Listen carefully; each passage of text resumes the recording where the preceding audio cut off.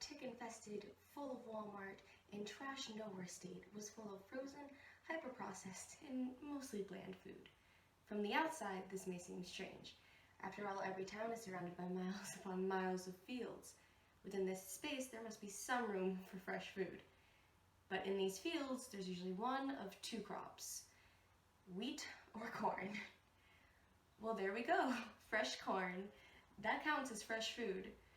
Except that the corn was not exactly farm to table. In fact, I would describe it as farm to farm.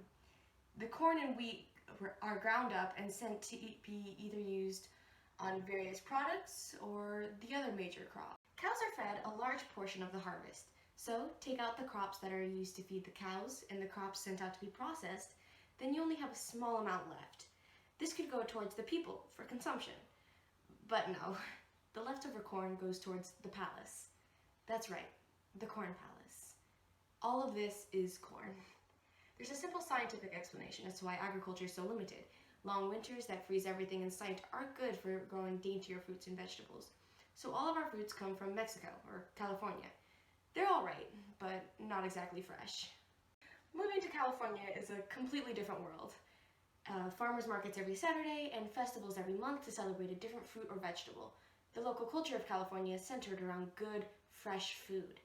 This locavore culture is so unique, and living in California has given me a huge appreciation for eating local. The locavore movement promotes the consumption of locally produced foods because they are fresher and have more variety than food shipped from faraway locations.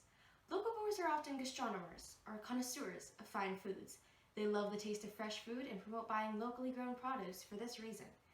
There are also environmental and economic benefits because eating local is better for air quality and pollution. By reducing transportation, fuel usage, and thus air pollution, the decrease in transportation also cuts costs for agribusiness, reducing food prices and inflation, all while improving the local economy. Unsurprisingly, the locavore movement is no stranger to opposition. There are many who believe it's just another dietary scam that overlooks more obvious, prevalent issues. The big idea behind locavores is that buying locally cuts the harmful carbon dioxide emissions caused by food transportation. In fact, scientific studies have proved that transportation accounts for only 11% of carbon footprint, showing that locavores often overlook the energy-hogging factors in food production. Another model proposes that the scale of production works against the locavore movement. When comparing apples, the critical measure is not in the food miles, but the apples per gallon. That is, large-scale companies often produce a lower rate of pollution per food quality than local farmers. However, there are many benefits that contribute greatly to both sides of the table. As the number of farms increase worldwide, farmers go to sell nutritional produce to their customers. Local foods are fresher and healthier than genetically modified foods, and people appreciate and trust their local market for how they produce their foods. The process of selling produce locally benefits the economy and even the climate, as major food industries that use substances to alter their food's freshness have destroyed the air quality and have caused pollutions while transporting. Knowing this, the locavore movement should be embraced and encouraged for people to take part of, as there are many benefits that can contribute to the producers, the consumers, and the food economy. Whether you agree with the locavore movement or are strongly opposed, there have been proven health and economic benefits to it. Not only does it result in a decrease of transportation, but it cuts food costs and in addition improves the economy.